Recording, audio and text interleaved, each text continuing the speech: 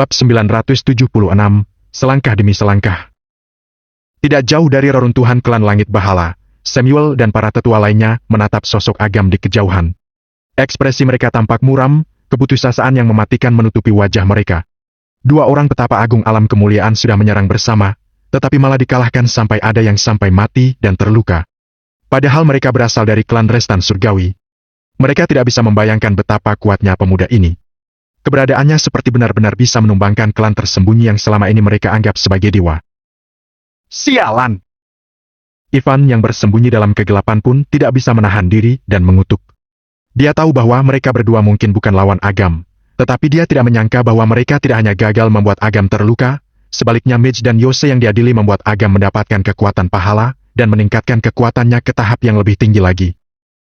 Itu semua ulahmu! Samuel bereaksi dan tiba-tiba berbalik untuk memelototi Ivan. Wajahnya sangat pucat dan giginya gemeretak. Dia menunjuk Ivan dan berkata, "Kamu! Kalau bukan karena kamu yang mengajak dua petapa agung alam kemuliaan ini, mana mungkin klan Langit Bahala bisa menggertak musuh yang kuat ini?" Para tetua lainnya juga memelototi Ivan. Walaupun mereka memiliki hubungan yang buruk dengan klan Harimau Langit, biasanya hanya merupakan konflik kecil. Setelah beberapa ratus tahun pembangunan, tetap tidak mungkin bagi mereka untuk menyinggung seorang petapa agung alam kemuliaan. Tapi, sekarang, para dewa bertarung, manusia biasa yang menderita.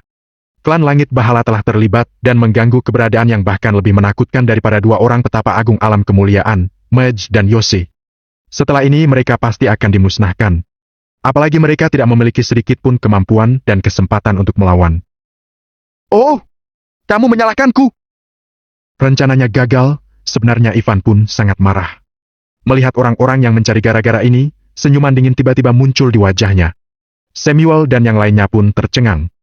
Posisi Delvin di klan Langit Bahala tidak tinggi. Seharusnya dia segera berlutut dan memohon ampun karena menimbulkan masalah sebesar ini. Namun, dia malah menunjukkan ekspresi yang begitu sadis. Seakan-akan telah kesurupan, orang-orang di sekitarnya merasa Delvin sedang menatap mereka seperti melihat piring-piring berisi makanan lezat yang baru disajikan. Meskipun aku gagal melahap dua petapa agung alam kemuliaan, sepertinya melahap kalian semua juga lumayan. Bagaimanapun, tidak peduli seberapa kecilnya seekor lalat, tetap saja daging. Ivan menjelat bibirnya, aura hitam yang tak terbatas mengalir keluar dari tubuhnya. Seperti cairan lengket, aura tersebut menyelimuti Samuel dan orang-orang yang ketakutan itu, lalu langsung menelannya. Ah! Jeritan melengking menggema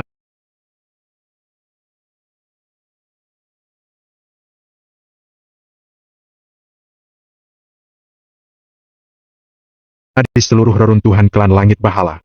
Di kejauhan, Harlan dan yang lainnya mendengar suara itu sambil melihat ke atas. Ah! Jeritan melengking menggema di seluruh reruntuhan klan Langit Bahala. Di kejauhan, Harlan dan yang lainnya mendengar suara itu sambil melihat ke atas. Mereka melihat bahwa daerah klan Langit Bahala ditutupi oleh kegelapan beratus-ratus meter, kekuatan pelahap samar-samar dipancarkan.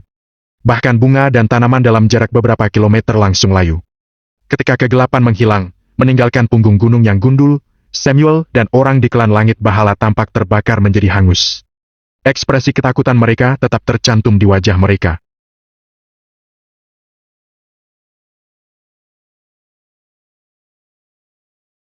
Saat angin gunung berembus, ratusan tubuh orang-orang yang hangus dan mematung itu langsung berubah menjadi abu hitam dan tertiup angin. Sebuah bayangan hitam melesat di udara dan ingin melarikan diri. Dalam sekejap, dia langsung membeku di tempatnya. Dinding tak terlihat menghentikan jalannya. Ivan berbalik perlahan dan melihat Agam muncul di belakangnya. Dia mencibir. "Kamu berutang budi padaku. Kalau bukan karena aku yang diam-diam menghasutmu, kamu tidak akan bisa menyingkirkan dua petapa agung alam kemuliaan sekaligus." Agam dengan tenang mengangkat jari tengahnya. "Kamu pasti kecewa karena aku tidak mati di tangan mereka, kan? Jangan bicara omong kosong. Berikan manik mantra angan dan aku akan melepaskanmu. Kamu tahu kalau ini hanya bentuk bayanganku. Walaupun kamu membunuhku, itu hanya akan merusak sedikit kekuatan kultivasiku saja, makanya kamu mau pura-pura mengalah, kan?" Ivan berkata dengan ekspresi mencemooh. Agam tak membantah dan mengangkat bahunya sambil berkata, "Kamu lumayan berhati-hati. Entah dengan bayangan ataupun merebut tubuh orang lain. Lala di dapur pun tidak menyebalkan sepertimu. Tapi, kalau kamu kira bahwa aku tidak bisa menanganimu, maka kamu salah.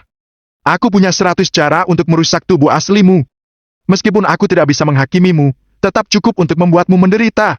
Jadi, berikan aku barangnya dan kamu akan baik-baik saja, bukankah lebih baik begitu? Ivan memicingkan matanya dan berkata, "Gimana kalau kamu menghancurkan bayanganku setelah aku memberimu barangnya? Kita sudah saling kenal begitu lama. Memangnya kamu pernah melihatku mengingkari janjiku?" Agam melambaikan tangannya dengan santai dan penghalang di sekitar Ivan menghilang. Dia perlahan mengulurkan tangannya dan menatap Ivan dengan acuh tak acuh. Ivan menatap mata Agam dan mengangkat tangannya untuk melemparkan manik mantra angan kepada Agam yang langsung menangkapnya dengan gesit. Saat berikutnya, Ivan berubah menjadi cahaya hitam dan melarikan diri dalam sekejap. Agam tahu bahwa Ivan akan menanam suatu jebakan di manik mantra angan, jadi dia tidak menghentikan Ivan untuk pergi. Agam melihat dengan hati-hati di manik mantra angan di tangannya dan menyuntikkan kekuatan spiritual. Itu memang formasi teleportasi skala besar, tetapi Agam mendapati kekuatan pelahap yang hampir tidak terdeteksi sama sekali. Tampaknya seperti bukan ancaman, tetapi begitu formasi diaktifkan, kekuatan pelahap itu akan melahap kekuatan formasi, langsung tumbuh menjadi jauh lebih kuat dan melahap orang yang mengaktifkan formasi itu. Agam tertawa dan menghancurkan kekuatan itu. Jauh di pegunungan yang ratusan kilometer jauhnya, Ivan berdiri di sebuah jembatan batu dan tiba-tiba membuka matanya. Rasa dingin muncul di kedalaman pupil matanya. Benar saja, trik kecil ini tidak bisa mengelabui Agam. Ivan tidak terlalu kecewa. Dia tahu melakukan sesuatu pada formasi akan diketahui Agam. Jadi, dia hanya mencoba peruntungannya. Ketika sekumpulan kekuatan dari klan Langit Bahala selesai terintegrasi ke dalam tubuh, pasti ada peluang untuk maju ke alam kemuliaan setengah langkah. Ivan melihat telapak tangannya dan dengan santai menggenggamnya. Lingkungan dalam radius 3 meter di sekitarnya langsung hancur. "Agam, aku akan menunggumu menghancurkan klan Wanara sehingga aku bisa melahap lebih banyak kekuatan. Suatu hari, aku akan melangkah dan mencapai tingkatan di atasmu lagi." "Pak Agam, kamu tidak apa-apa?" Zack tidak bisa menahan diri untuk bertanya. Atasannya baru saja bertarung melawan 2 orang petapa agung alam kemuliaan tingkat 2. Namun, Agam tidak hanya baik-baik saja, tetapi dia tampak penuh energi dan dalam kondisi yang sangat baik. Kalau Zack tidak melihatnya dengan matanya sendiri, dia akan mengira bahwa Yose telah dibantai oleh orang lain. Harlan dan yang lainnya juga memandang Agam penuh dengan kekaguman. Terutama para tetua yang secara pribadi menyaksikan Agam melawan 2 petapa agung alam kemuliaan tingkat 2 sendirian. Tidak hanya menang, tetapi salah satu lawannya bahkan mati dan yang satunya terluka parah. Yang paling penting adalah orang ini masih sangat muda. Dengan kemampuan seperti itu, akan sangat sulit untuk menemukan orang sepertinya di sepanjang zaman. Agam mengangkat bahu. Sebenarnya, dia telah menggunakan banyak energi, terutama ketika dia menggunakan reinkarnasi tubuh penguasa neraka. Hal itu hampir saja menguras kekuatannya. Namun, setelah penghakiman Yose dan Mage, kekuatan pahala dalam jumlah besar mengalir ke dalam tubuhnya, tidak hanya memulihkan kekuatan yang telah dia kerahkan, tetapi juga makin meningkatkan kekuatannya. Walaupun sekarang ada 2 petapa agung alam kemuliaan tingkat 2 lagi yang datang, dia juga bisa menghadapinya dengan mudah. "Setelah ini, kamu lapor ke klan Wanara sebagai kepala keluarga dan beritahu mereka kalau klan Langit Bahala telah dihancurkan oleh seorang pria bernama Ivan," kata Agam saat matanya tertuju pada Harlan. Harlan pun tercengang. "Bagaimana kalau klan Wanara mencurigai kita? Tentu saja mereka akan curiga." Agam tersenyum. Hal ini membuat Harlan dan yang lainnya kebingungan. Kalau tahu bahwa mereka akan dicurigai, kenapa mereka harus melaporkannya ke klan Wanara? Bukankah akan mendatangkan masalah kepada mereka sendiri? "Aku sudah berurusan dengan klan tersembunyi berkali-kali. Berdasarkan pemahaman aku tentang mereka, mereka tidak akan menyerang kalian. Mereka malah akan memperlakukan kalian dengan sopan, karena mereka akan mengandalkan kalian untuk memancingku ke klan Wanara dan membunuhku." Sangat jelas bahwa seluruh klan Wanara pasti akan mencurigai Agam. Namun, klan Wanara tidak akan menyerang klan Harimau Langit, karena menghancurkan klan Harimau Langit tidak akan menyelesaikan masalah. Selain itu juga akan dengan mudah mengacaukan rencana mereka. Alih-alih menghancurkan klan Harimau Langit untuk melampiaskan amarah mereka, lebih baik mengambil kesempatan untuk memancing Agam masuk dan mengambil kesempatan untuk membunuhnya. Awalnya, tidak ada yang salah dengan rencana ini. Sayangnya, klan Wanara tidak tahu bahwa mereka sudah diincar oleh klan Keraton Estrol. Agam juga telah memperoleh 2 manik mantra angan. Oleh karena itu, penantian klan Wanara hanya akan menjadi sia-sia pada akhirnya. Bab 977, Guncangan. Sesuai dengan ucapan Agam, setelah klan Wanara tahu bahwa klan Langit Bahala telah dihancurkan, mereka tidak disalahkan. Mereka malah meminta klan Harimau Langit untuk mengambil alih kekuatan yang tersisa dari klan Langit Bahala dan mengadakan penilaian sehingga klan Harimau Langit dapat memenuhi standar dan masuk ke klan Wanara sesegera mungkin. Beritahu klan Wanara kalau kalian akan mengirim seseorang dalam waktu 3 hari. Agam menitip pesan pada Harlan, lalu berbalik dan kembali ke kamarnya. Dia menyebarkan kekuatan spiritualnya ke semua sisi, kemudian duduk bersila di tempat tidur, mengeluarkan manik mantra angan dari klan Malam Guntur. Dia memasuki penyimpanan semesta untuk menemukan formasi yang relevan, lalu memperkuat formasi itu untuk membuatnya lebih sempurna. Setelah menyelesaikan semua ini, Agam mengeluarkan manik mantra angan lainnya. Hanya 1/5 dari formasi Guntur Iblis Pembakar Langit yang tercatat di manik mantra. Memikirkan proyek besar yang diperlukan, dia hanya bisa tersenyum masam. Ini melelahkan sekali, seperti mengerjakan tugas sekolah. Setelah menenangkan diri, Agam melanjutkan lintasan dan terus mencatat formasi Guntur Iblis Pembakar Langit. Di kedalaman klan Restan Surgawi, seorang pria tua berjanggut yang duduk di aula tiba-tiba membuka matanya. Dengan lambaian tangannya, 2 giok jiwa muncul di depannya. Satu liontin giok telah hancur dan yang lainnya tidak terlalu rusak, tetapi kecemerlangan yang mengalir di permukaan menghilang, membuatnya tampak seperti batu biasa. Satu mati dan satu cedera? Pria tua berjanggut panjang itu memicingkan mata. Pupilnya yang keruh memperlihatkan hawa dingin, menyebabkan seluruh aula terasa seperti diselimuti es. Dengan kekuatan Raja Penguasa Neraka, sepertinya tidak mungkin dia bisa membunuh Yosei dan melukai Mage. Dengan tawa serak, seorang pria tua berpakaian hitam perlahan berjalan keluar. Tidak peduli seberapa dingin aula itu, tubuhnya tidak terpengaruh sedikit pun. Orang tua berjanggut panjang itu melirik pria tua berjubah hitam. Walaupun pria berjubah hitam itu terdengar sarkasma, dia menahan amarahnya dan berkata dengan tenang. Kekuatan Yosei dan Mage telah mencapai alam kemuliaan tingkat 2 menengah. Bersama-sama, mereka dapat menggunakan dunia mimpi, bahkan bisa menjebak alam kemuliaan tingkat 3. Sekarang salah satu dari mereka malah meninggal tanpa alasan, kira-kira apa alasannya? Pria tua berjubah hitam itu tidak membantah, tetapi hanya mengemukakan pendapatnya sendiri. Kalau Raja Penguasa Neraka, tidak akan ada fenomena satu kematian dan satu terluka parah. Mage juga pasti akan dibunuh. Pria tua berjanggut panjang itu mengangguk perlahan dan merenung. Jangan-jangan klan tersembunyi lainnya yang menyerang mereka? Karena pertemuan pewaris, ada beberapa klan tersembunyi yang belum pergi. Di antara mereka, ada sekte Lawarnu dan sekte Batana yang lebih kuat dari klan Restan Surgawi. Selain itu, mereka juga memiliki kekuatan untuk membunuh Yosei dan Mage. Pria tua berjubah hitam itu berkata dengan samar. Reruntuhan naga leluhur akan segera bangkit.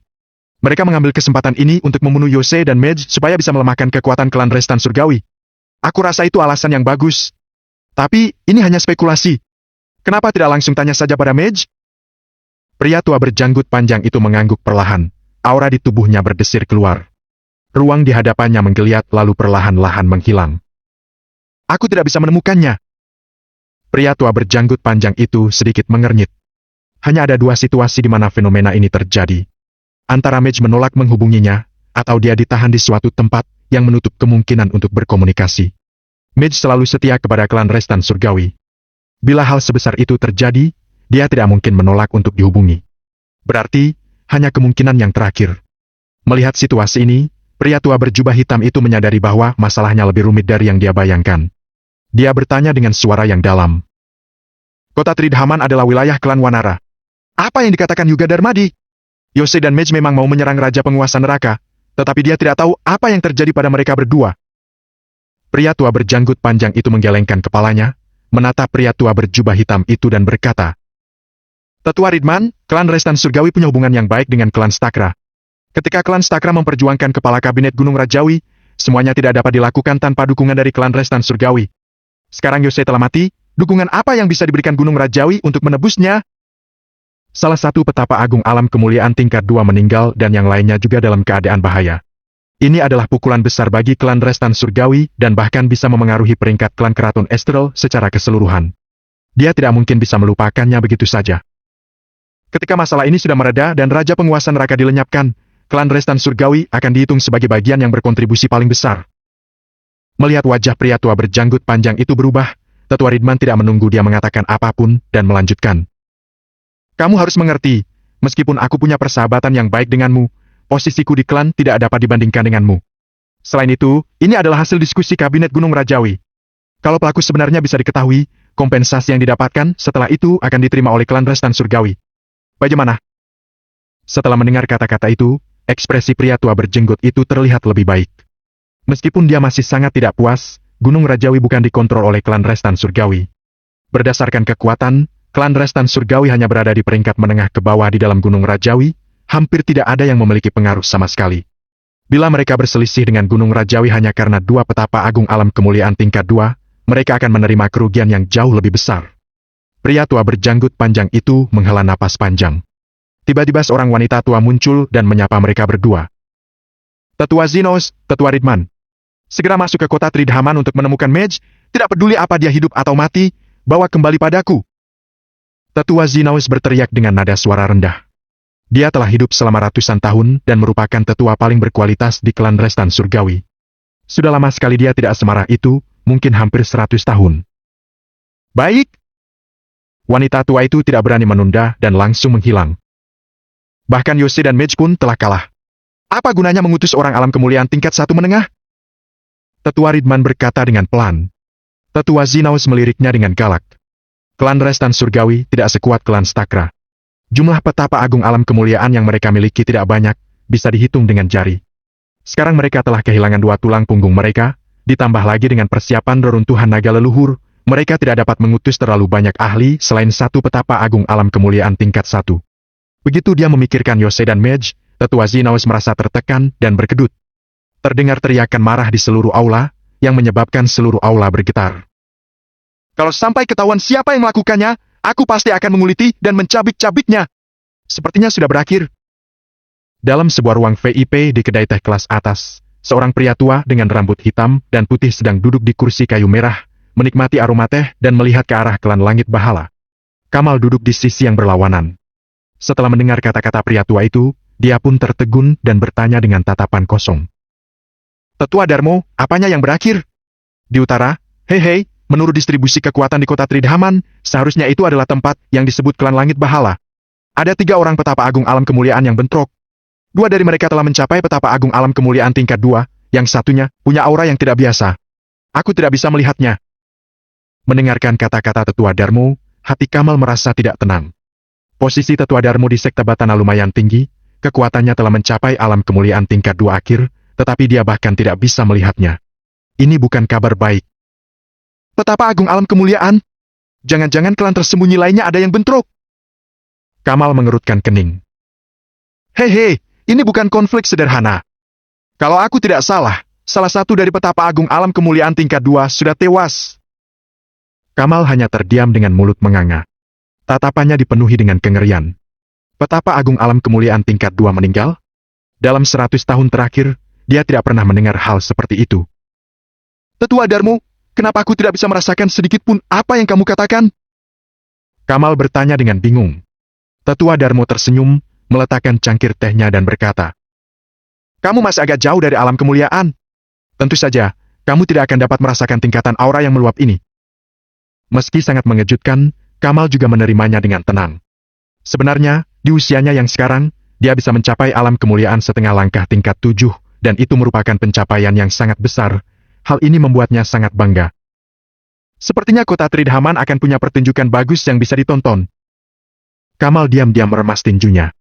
Kekuatan kultivasinya telah mencapai batas, jadi dia perlu menerobos dengan pengalaman sekuler.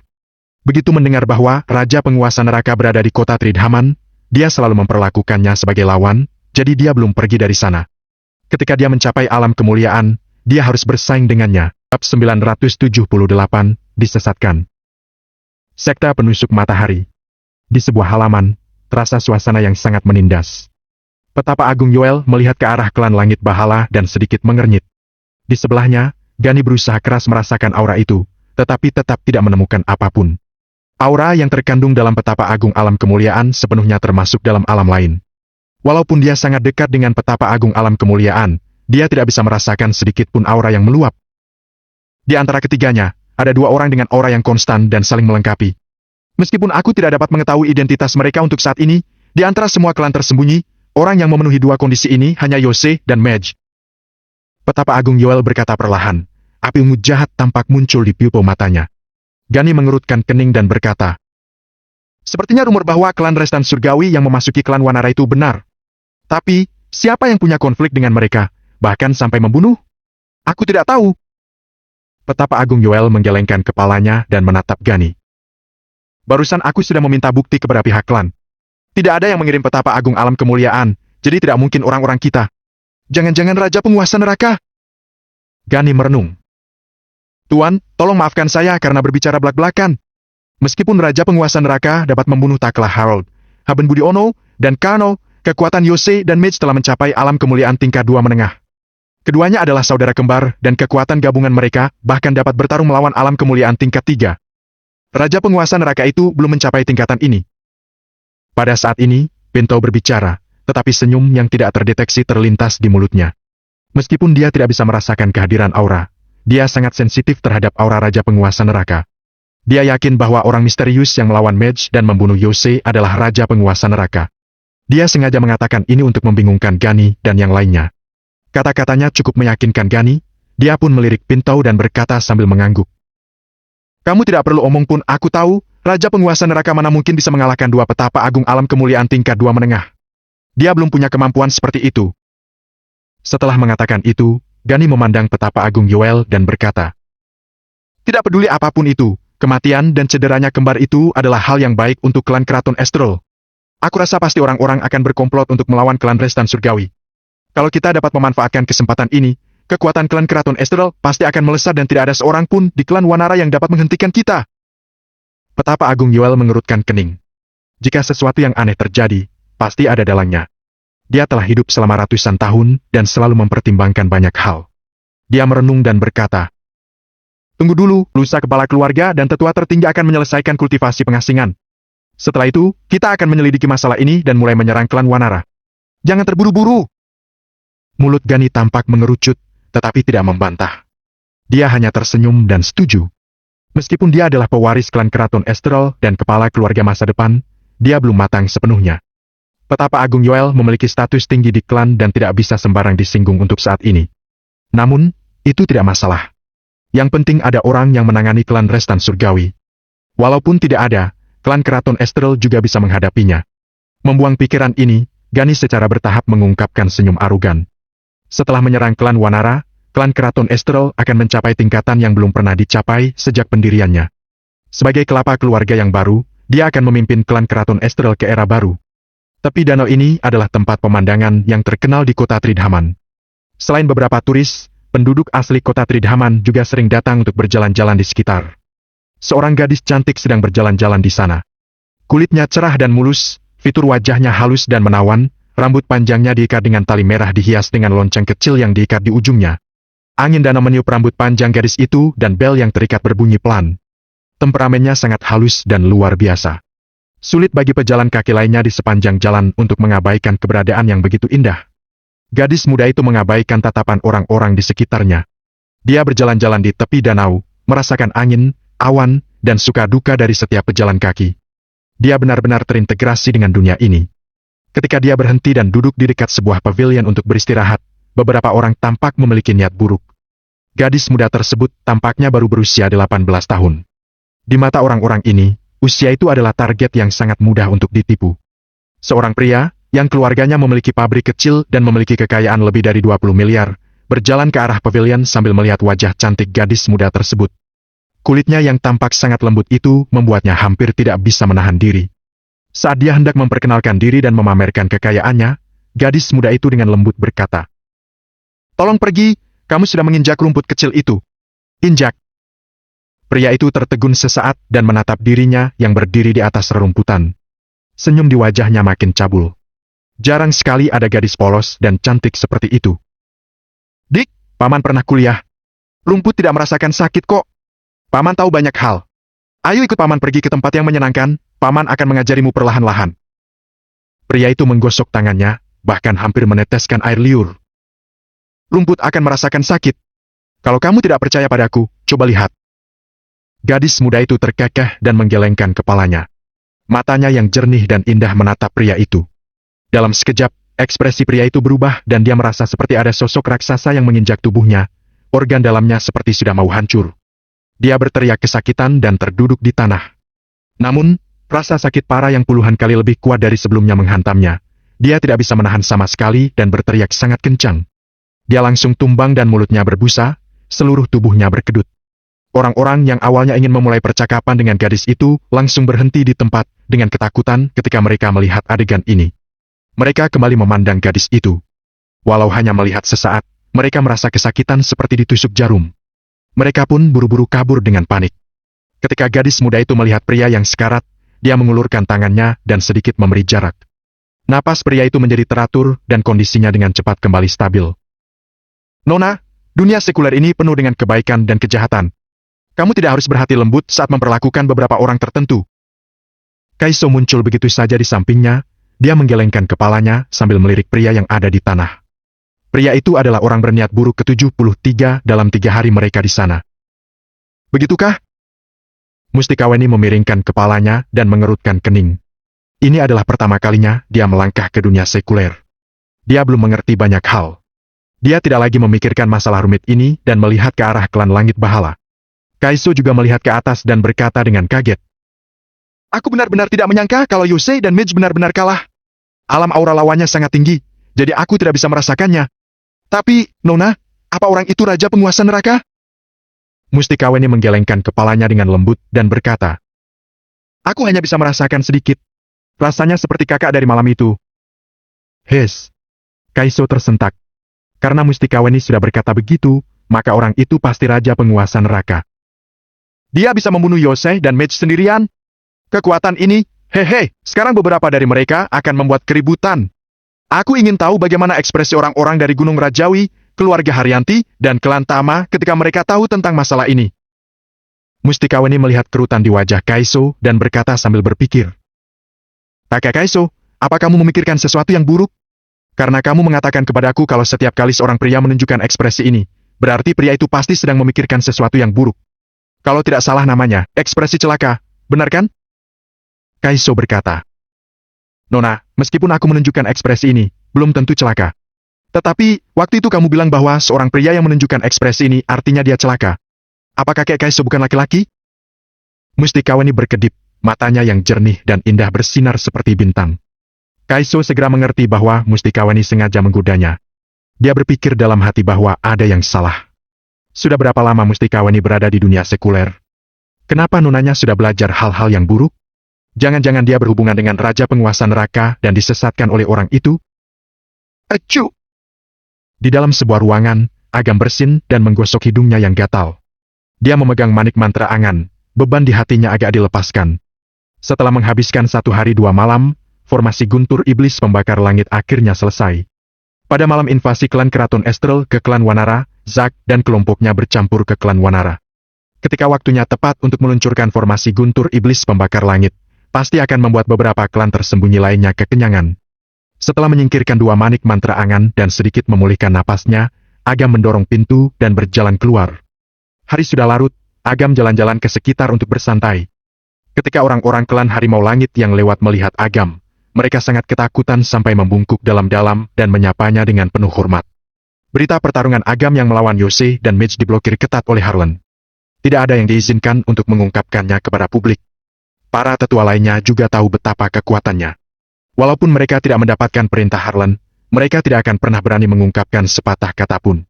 Keberadaan orang bijak hebat yang bisa membunuh petapa agung alam kemuliaan, walau mereka diberi keberanian tanpa batas pun, mereka tidak akan berani menyinggungnya. Tuan penguasa neraka, pintu ada di sini. Ketika Harlan mendengar bahwa Agam telah keluar, dia segera bergegas dengan Pintau yang berjalan di sampingnya. Bab 979, biarkan mereka saling membunuh. Pintau memberi salam sederhana pada Agam. Dia diam-diam menyelinap keluar. Kalau dia pergi terlalu lama, maka akan dengan mudah dicurigai oleh klan Keraton Estrel, jadi dia menceritakan dengan singkat. Pertarungan Anda dan 2 petapa agung alam kemuliaan dari klan Restan Surgawi telah diketahui oleh klan Keraton Estrel, tetapi mereka tidak mengenali identitas Anda. Selain itu, Gani Dewanto menganjurkan untuk memanfaatkan kesempatan untuk melancarkan serangan diam-diam ke klan Wanara, tetapi saran ini ditolak oleh petapa agung Yuel. Petapa Agung Yuel berpikir bahwa Gani belum sepenuhnya memahami alasan dibalik semua ini dan untuk sementara memutuskan untuk tetap diam. Agam dengan santai bersandar di pilar batu, memeluk lengannya dan bertanya sambil tersenyum. Berapa banyak petapa agung alam kemuliaan yang dikirim klan Keraton Estrel kali ini? 13. Kata Pinto. 13?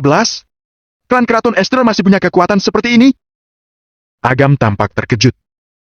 Hehe, dari informasinya ada ke-13.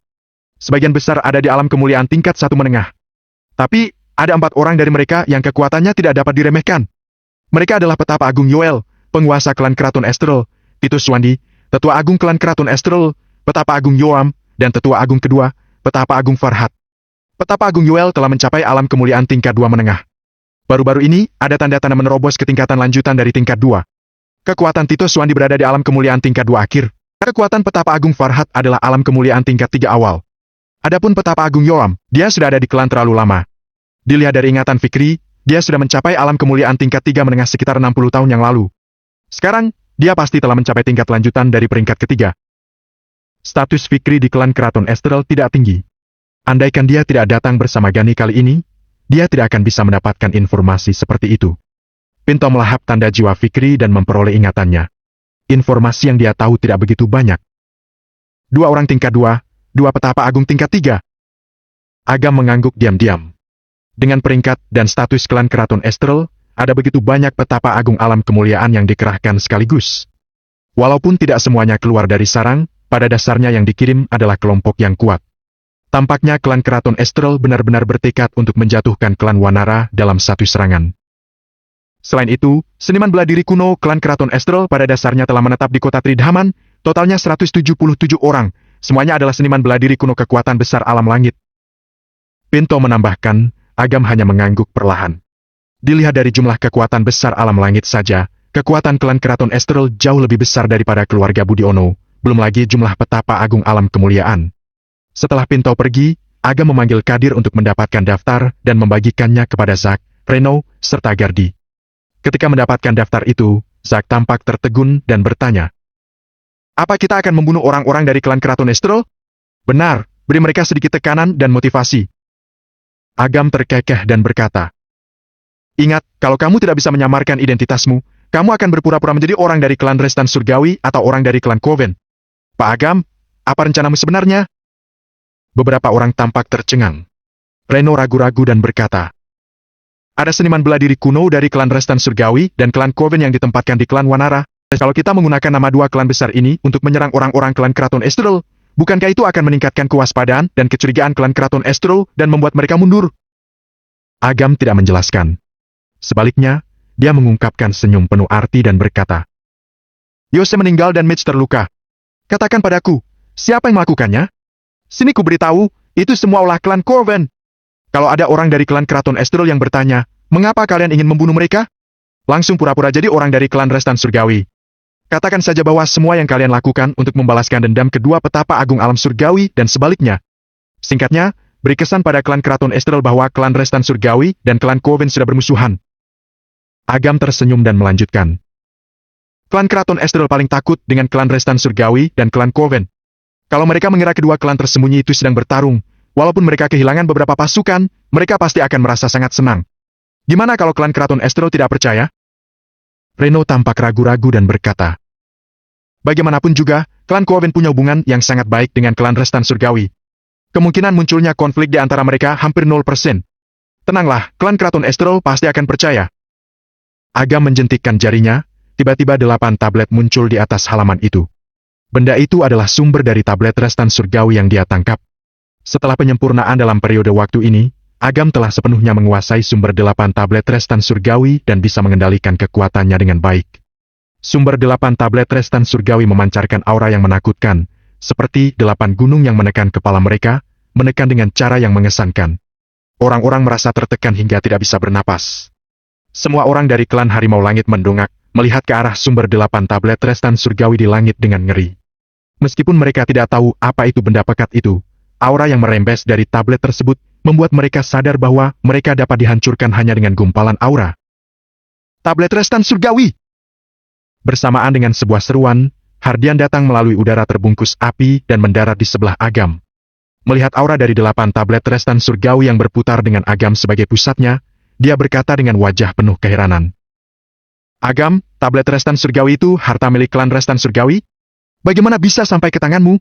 Agak sulit dijelaskan. Waktu itu kamu juga ada di sana. Aku menghancurkan 8 tablet Restan Surgawi dan sumbernya disempurnakan olehku." Agam menjawab dengan sederhana dan bertanya sambil tersenyum, "Apa kamu membawa kabar baik setelah kembali ke klan Gunung Malik?" Hardian tersenyum pahit dan berkata, "Tidak ada kabar baik. Kakekku memanggilku untuk memarahiku. Sebelumnya, pada pertemuan ahli waris, kamu memamerkan harta karunmu atas nama klan Gunung Malik. Kakekku akhirnya tahu tentang ini.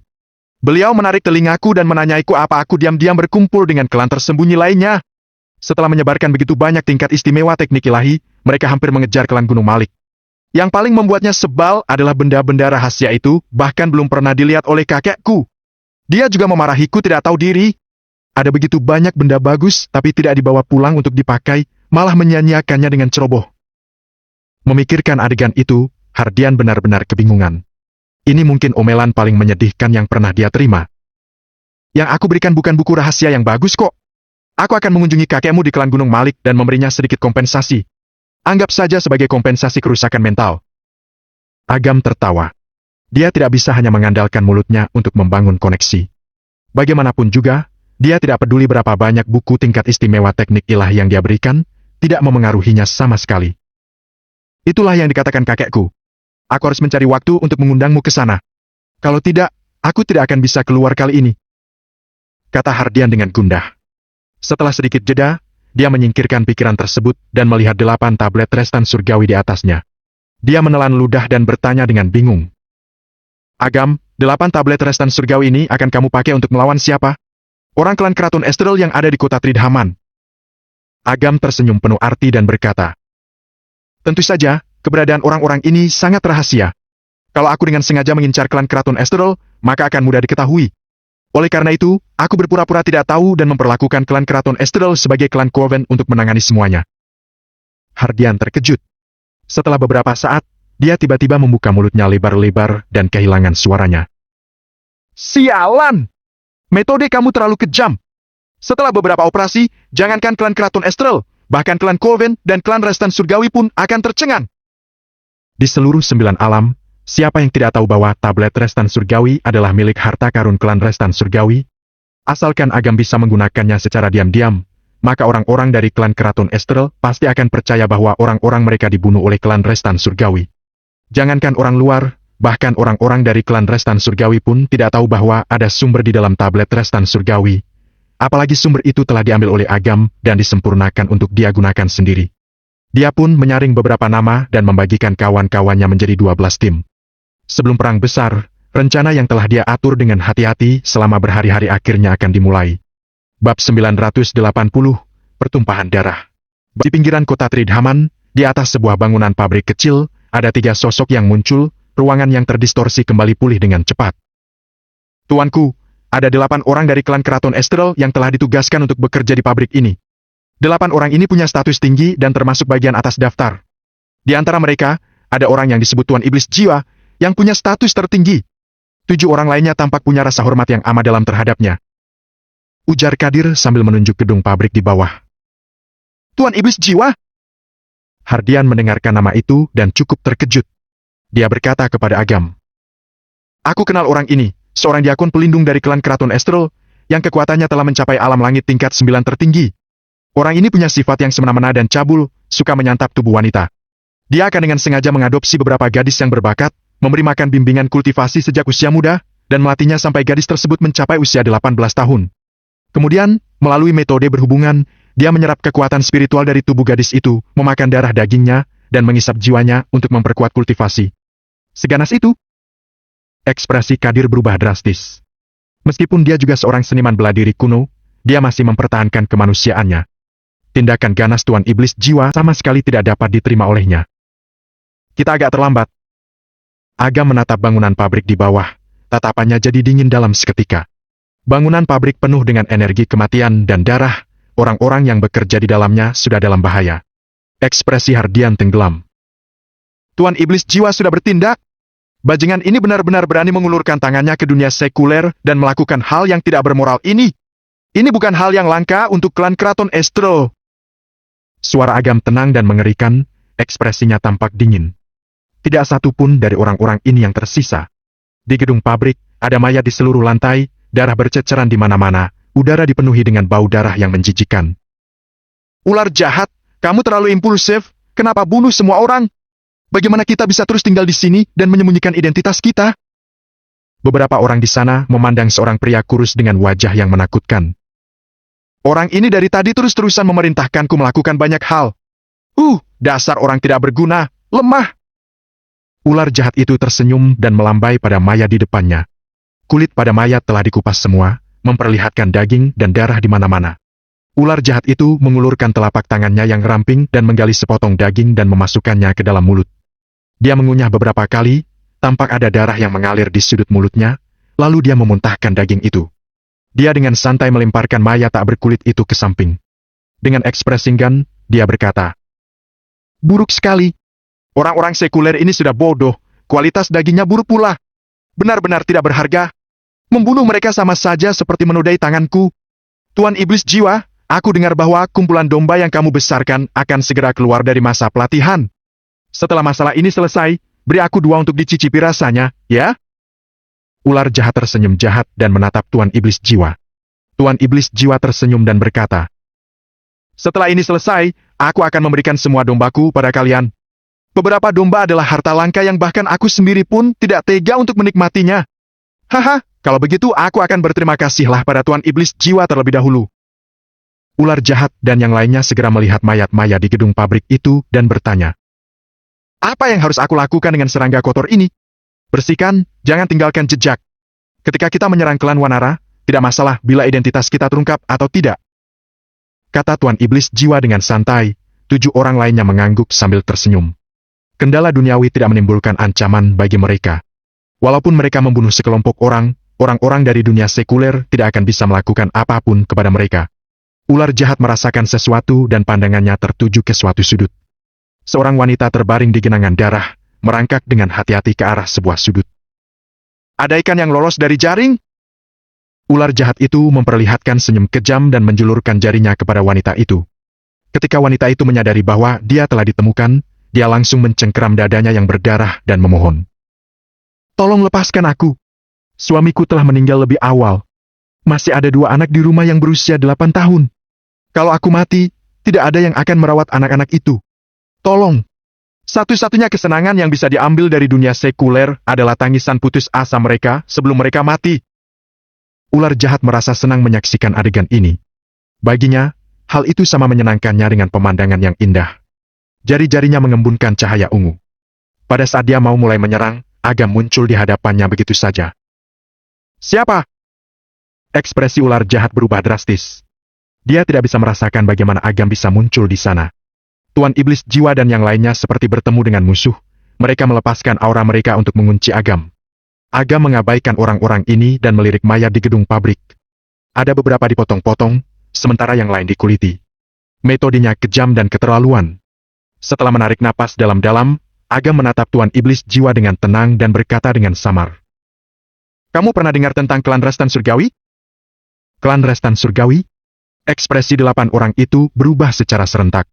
Mata Tuan Iblis Jiwa berkedip-kedip, dia melangkah maju dan berkata sambil tersenyum, "Jadi, kamu berasal dari klan Restan Surgawi? Hehe, sepertinya kita adalah kelompok orang yang sama. Kawan, bagaimana kamu menemukan kami? Ketika masuk neraka, kalian akan mengerti semuanya." Agam tersenyum, tetapi makin kuat senyumannya, niat membunuhnya menjadi lebih jelas juga. Ekspresi Tuan Iblis Jiwa tenggelam dan dia dengan marah berteriak, "Bunuh!" Identitasnya terungkap, apalagi orangnya berasal dari klan Restan Surgawi, dia harus membunuh orang ini sekarang juga. Ketika ular jahat dan yang lainnya menerima perintah, kekuatan spiritual mereka langsung meletus, mencekik Agam dengan pengepungan. Tiba-tiba, ada suara berdengung di telinga semua orang, disertai dengan aura penekan yang menakutkan. Tablet Restan Surgawi muncul di atas kepala mereka begitu saja, melepaskan aura yang seperti gunung besar, tiba-tiba menekan 8 orang itu. Tuan Iblis Jiwa tampak terkejut. Dia langsung mengenali tablet Restan Surgawi itu dan menyadari bahwa lawannya agak rumit. Tanpa basa-basi, dia menerobos puncak pabrik dan menghilang di kegelapan malam hari. Agam tidak mengejar, selalu melepaskan seseorang untuk mengirim pesan. Tuan Iblis Jiwa melarikan diri, tetapi dia hanya bisa hidup sementara. Tentu saja, 7 orang lainnya tidak seberuntung itu. Gumpalan tablet Restan Surgawi menelan ular jahat dan yang lainnya dengan menekan mereka ke lantai. Lantai semen menjadi retak dan tubuh mereka mengalami tekanan yang luar biasa. Seluruh meridian dan organ internal mereka hancur perlahan-lahan. "Ah!" Teriakan melengking bercampur suara tulang yang gemeretak, membuat semua orang merasa agak ngeri. Kami dari klan Keraton Estrel. Tolong, demi klan Keraton Estrel, jangan bunuh aku. Ular jahat meratap sedih dan menatap pria di depannya dengan ngeri. Ketika orang itu baru saja memohon belas kasihan padamu, apa kamu mengasihaninya? Dia tidak punya dendam atau masalah apapun denganmu. Kamu malah memperlakukannya seperti mainan. Sekarang kamu malah memohon padaku seperti ini. Apa kamu tidak merasa konyol? Agam tersenyum, cahaya hitam muncul di permukaan tablet restan surgawi dan kekuatan penindasannya meningkat beberapa kali lipat, menghancurkan 7 orang itu dalam sekejap. Ini belum berakhir. Agam mengulurkan telapaknya dan ketujuh jiwa orang-orang itu muncul. Mereka memandang Agam dengan ngeri dan tiba-tiba memahami sesuatu, tetapi ketakutan dan keputusasaan batin mereka membuat mereka tidak bisa mengucapkan sepatah kata pun. Dosa-dosamu sangat keji, kalian akan dihukum dicincang-cincang, dihancurkan, dan dikuliti. Hukuman kalian tidak akan ada habisnya. Suara tenang itu mengumumkan nasib akhir mereka. Sebuah retakan gelap muncul dan tiba-tiba menyeret mereka bertujuh ke neraka Avicii. Melalui celah tersebut, mereka jatuh puluhan ribu meter di bawah roda besar yang menghancurkan tubuh mereka, piring-piring pecah yang menyebarkan anggota tubuh mereka, dan puing-puing lainnya. Jiwa mereka digilas oleh roda tersebut dan langsung hancur. Namun, mereka dengan cepat pulih kembali dan dihancurkan lagi. Penyiksaan yang mereka alami mungkin tampak tidak manusiawi, tetapi itu hanya akibat dari perbuatan mereka. Agam muncul di depan wanita yang terluka itu, menggunakan kekuatan penguasa neraka untuk menyembuhkannya, dan dengan hati-hati memeriksa yang lain. Hanya wanita itu yang selamat. Orang yang lainnya sudah mati dan jiwa mereka dilahap, tidak ada kemungkinan untuk menyelamatkan mereka. Hardian membawa Kadir turun ke pabrik. Kadir melihat lantai pabrik yang penuh darah dan berlari ke samping untuk muntah. Meskipun dia juga telah melihat adegan pembunuhan, dibandingkan dengan adegan di hadapannya sekarang, metode pasukan kecil sebelumnya bisa dianggap terlalu baik hati. Pada saat ini, dia akhirnya mengerti mengapa Agam ingin menghancurkan klan Keraton Estrel. Kalau cuma beberapa saja tidak menakutkan, yang menakutkan adalah bila seluruh klan penuh dengan orang-orang seperti ini. Apalagi orang-orang dari dunia sekuler tidak bisa melawan sama sekali. Keberadaan klan seperti itu akan menjadi bencana besar bagi seluruh dunia.